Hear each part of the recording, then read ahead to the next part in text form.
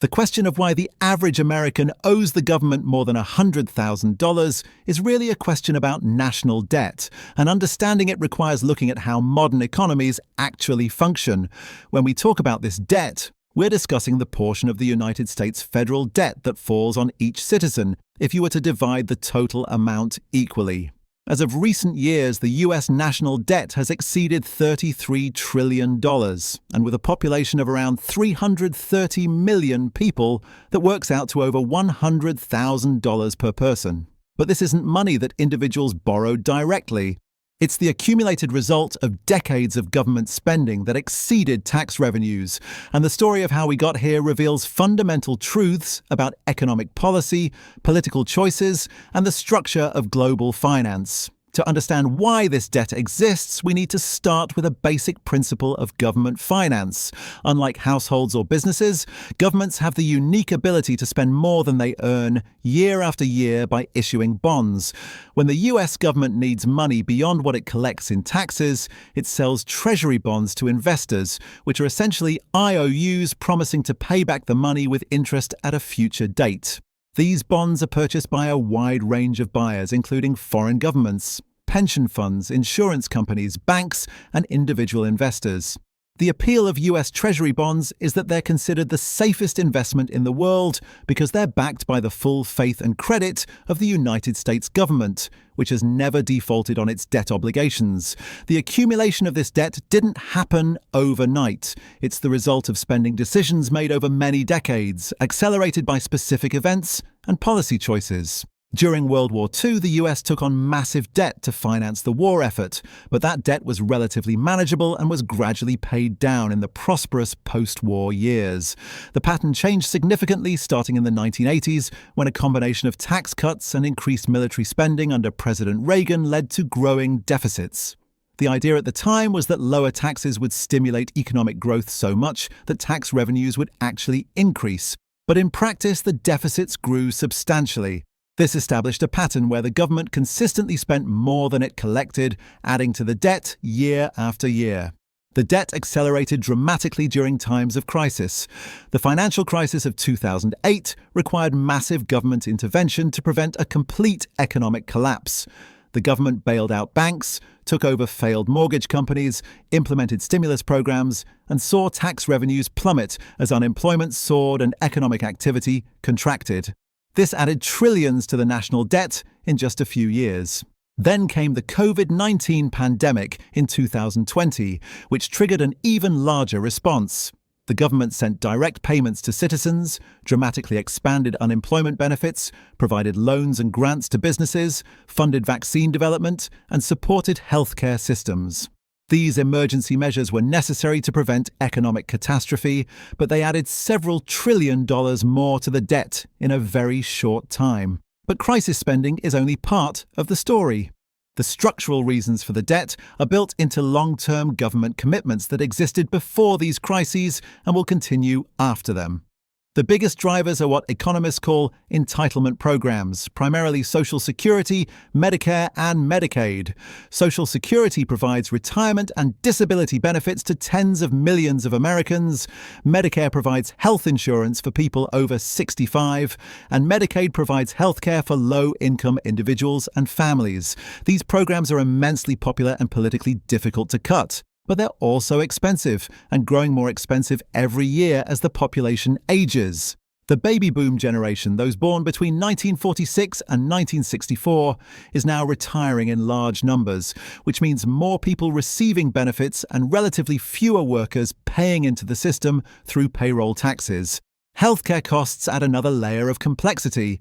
The United States spends far more on healthcare per person than any other developed country, yet it doesn't achieve better health outcomes. This inefficiency means that government health programs cost much more than they would in other countries with different healthcare systems. Medicare spending has grown substantially faster than the overall economy for decades, and there's no sign of this trend reversing. The reasons for high healthcare costs in America are complex and include the profit-driven insurance system, high prices for drugs and medical procedures, administrative complexity, and a culture of defensive medicine where doctors order more tests and procedures to avoid lawsuits. Defense spending represents another major category.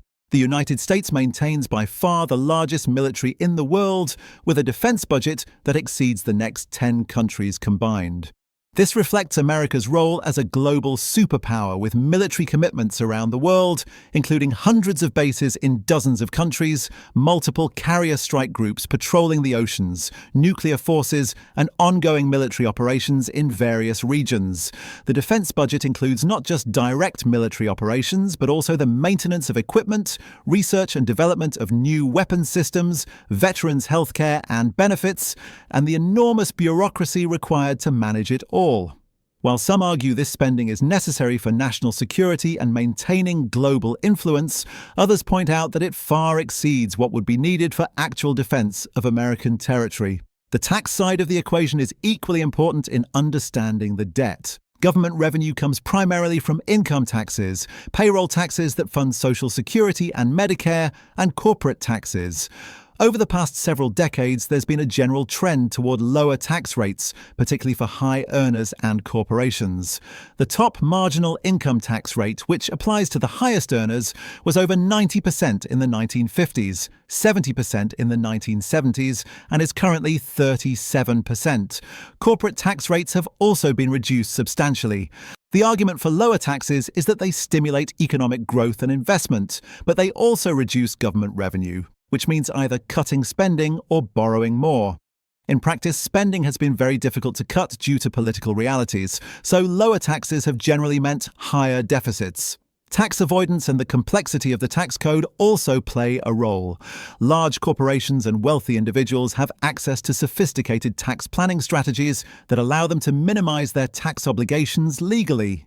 Corporations can shift profits to low-tax countries, take advantage of various deductions and credits, and structure their operations to reduce their tax burden.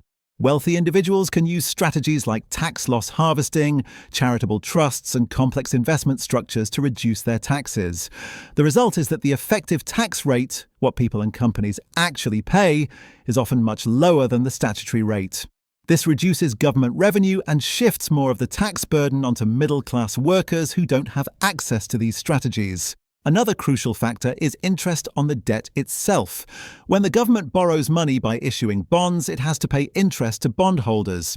As the total debt has grown, so has the annual interest payment. Currently, the government spends hundreds of billions of dollars every year just on interest, and this amount is growing rapidly as interest rates have risen from the historically low levels of the past decade. This creates a self-reinforcing cycle where debt leads to higher interest payments, which require more borrowing, which leads to even higher debt and interest payments. If interest rates remain elevated, debt service could become one of the largest items in the federal budget, crowding out spending on other priorities. The global context helps explain why the US has been able to accumulate such massive debt without facing a crisis. The US dollar is the world's reserve currency, meaning it's the primary currency used for international trade and held by central banks around the world as a store of value. This gives the United States what some economists call an exorbitant privilege. Because there's constant global demand for dollars and dollar-denominated assets like treasury bonds, the US government can borrow at lower interest rates than it otherwise could. Other countries need dollars to buy oil, conduct international trade, and hold as reserves, which means they're willing to lend money to the US government by buying treasury bonds.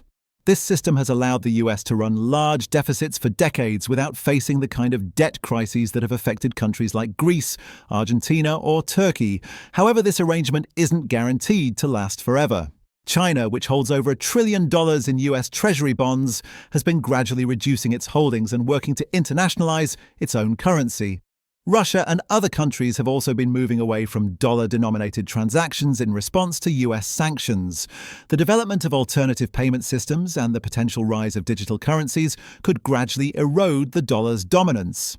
If global demand for dollars and treasury bonds weakens significantly, the US government could face higher borrowing costs, which would make the debt problem much more severe. The transition might be gradual, but the direction of change is concerning for America's fiscal position. The political economy of debt reduction makes the problem particularly difficult to solve. Any serious effort to reduce the debt would require either significant tax increases, major spending cuts, or most likely both. But each of these options faces enormous political obstacles. Raising taxes is politically unpopular, especially on middle-class voters who form the bulk of the electorate. Cutting Social Security or Medicare is often called the third rail of politics, something that's politically fatal to touch. Defense spending has strong support from both those concerned about national security and from the communities and congressional districts that benefit from military contracts and bases. Even smaller programs have dedicated constituencies that fight to protect them. The result is that politicians from both parties tend to avoid making the hard choices, instead pushing the problem into the future. Partisan polarization makes compromise even more difficult. Historically, major fiscal reforms required bipartisan cooperation, with both parties accepting things they didn't like to achieve a broader agreement. The 1980s saw such a compromise to save Social Security, and the 1990s saw deficit reduction through a combination of tax increases and spending restraint. But in today's political environment, such compromises have become nearly impossible. Each party has red lines they won't cross. Democrats generally oppose cutting social programs, while Republicans oppose tax increases. Elections are often close, giving neither party a clear mandate for major changes, and the permanent campaign mentality means politicians are constantly worried about attacks from opponents. This political paralysis allows the debt to continue growing because doing nothing is easier than making tough choices. The economic debate about whether the debt actually matters is more nuanced than it might appear. Some economists, particularly those associated with modern monetary theory, argue that countries that control their own currency can't really run out of money and that deficit spending is only a problem if it causes inflation. From this perspective, as long as inflation remains under control, the debt level itself isn't necessarily harmful. Others point to the success of countries like Japan, which has a debt-to-GDP ratio over 200%, much higher than the United States, yet continues to function normally with very low interest rates. These examples suggest that high debt levels aren't automatically catastrophic. However, mainstream economists generally agree that there are real costs and risks to high debt levels. Large debt reduces fiscal flexibility, making it harder for the government to respond to future crises. If another pandemic, financial crisis, or major war occurs, the government might find it difficult to borrow the additional funds needed to respond effectively. High debt can also crowd out private investment if government borrowing competes with businesses for available capital, potentially slowing economic growth. The interest payments on the debt represent money that could otherwise be spent on infrastructure, education, research, or other productive investments. Perhaps most importantly, there's a risk of a confidence crisis where investors lose faith in the government's ability to manage its finances, leading to a sudden spike in borrowing costs that could trigger a severe economic crisis. The comparison with other countries provides useful perspective. Most developed countries also run deficits and have accumulated significant debt, especially after responding to the financial crisis and pandemic. Japan's debt is much higher than America's relative to its economy size.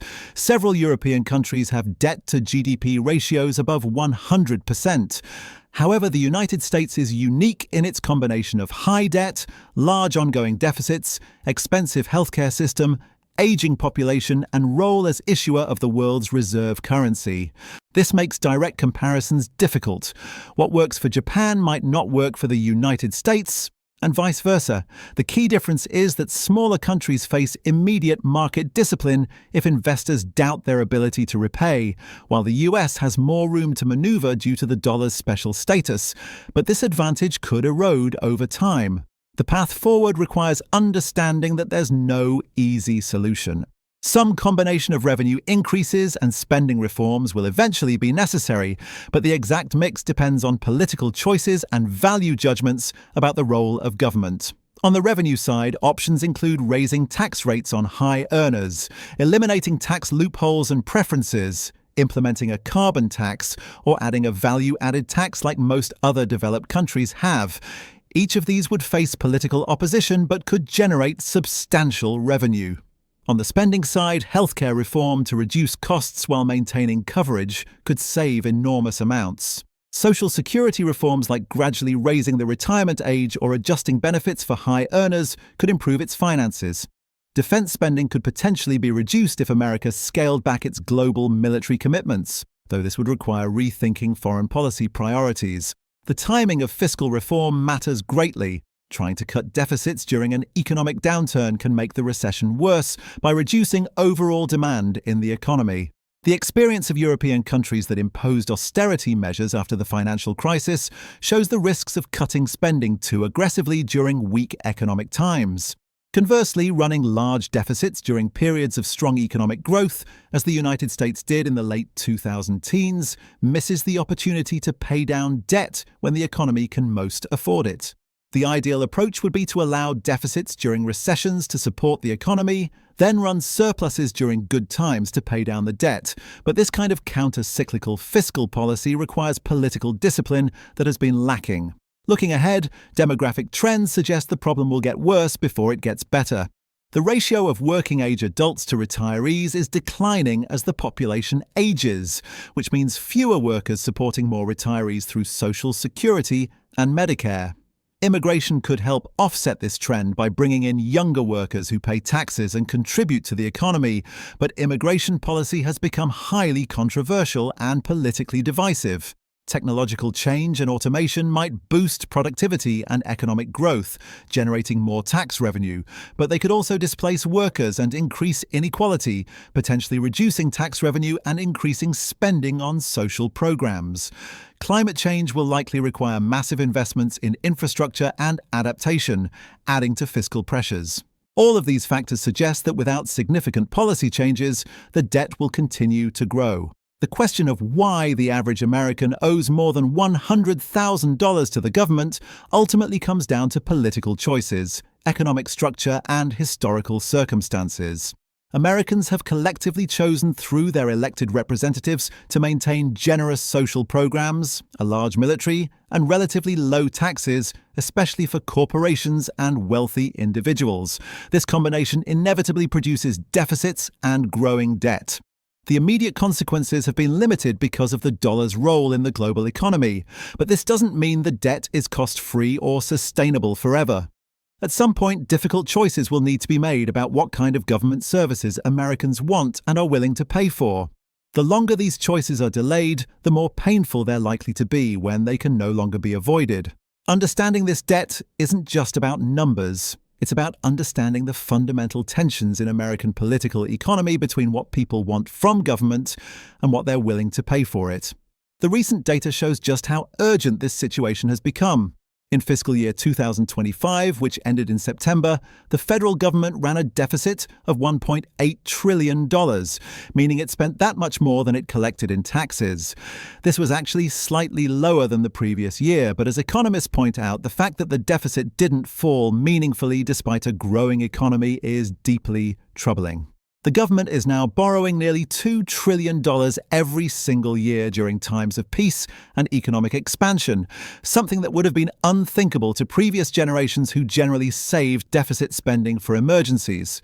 The numbers are accelerating in alarming ways. Total federal debt reached $37.6 trillion by the end of fiscal year 2025, having increased by $2.2 trillion in just that 1 year. That works out to about $6 billion added to the debt every single day, or roughly $69,000 every second. By October 2025, the debt crossed $38 trillion.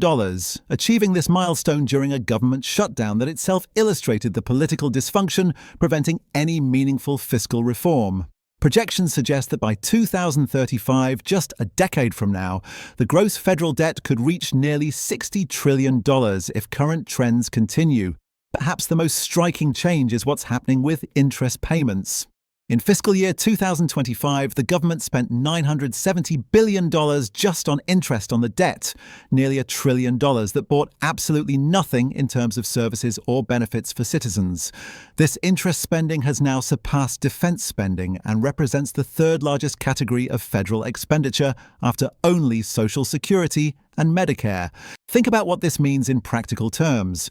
19% of every dollar the government collected in taxes in 2025 went purely to interest payments on past borrowing.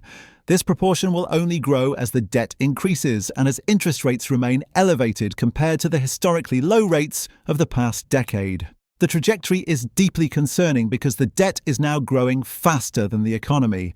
Federal debt held by the public stood at 98% of GDP at the end of fiscal year 2025, essentially meaning the government owes nearly as much as the entire economy produces in a year.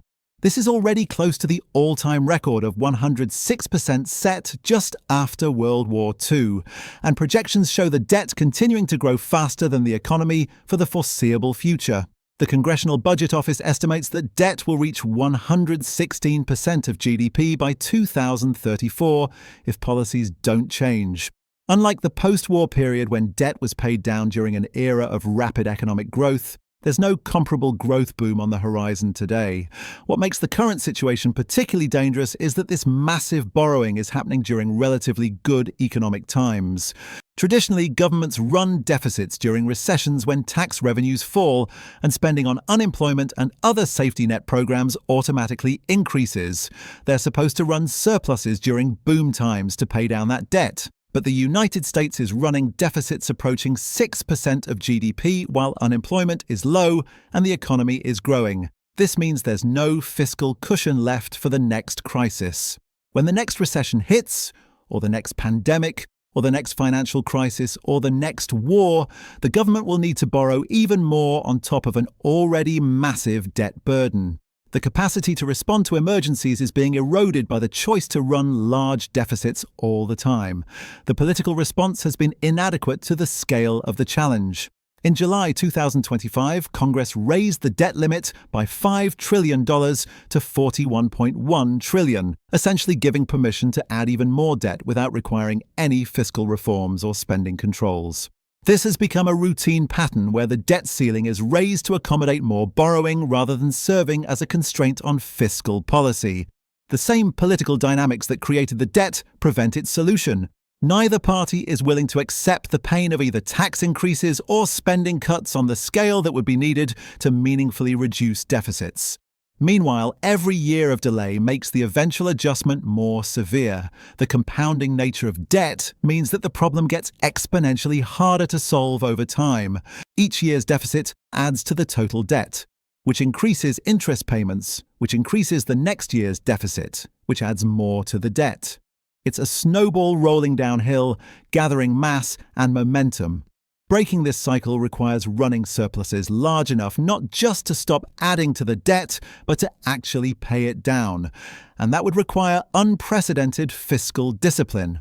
The longer this is delayed, the more dramatic the eventual adjustment will need to be, whether that comes through deliberate policy choices or through a crisis that forces change. Understanding why the average American now owes more than $100,000 in national debt reveals fundamental truths about how modern democracies struggle with long-term planning. The benefits of government spending are immediate and visible, whether that's social security checks, healthcare for the elderly, military protection, or economic stimulus during downturns. The costs of borrowing to pay for these things are abstract and distant, falling on future taxpayers. This creates a powerful incentive for elected officials to spend now and defer the reckoning. Each generation has been willing to accept the benefits while pushing the costs onto the next generation. At some point, this pattern has to end, and the longer it continues, the more painful that ending will be. The debt isn't just a number, it's a measure of choices made and choices deferred, and ultimately, choices that future Americans will be forced to confront whether they want to or not.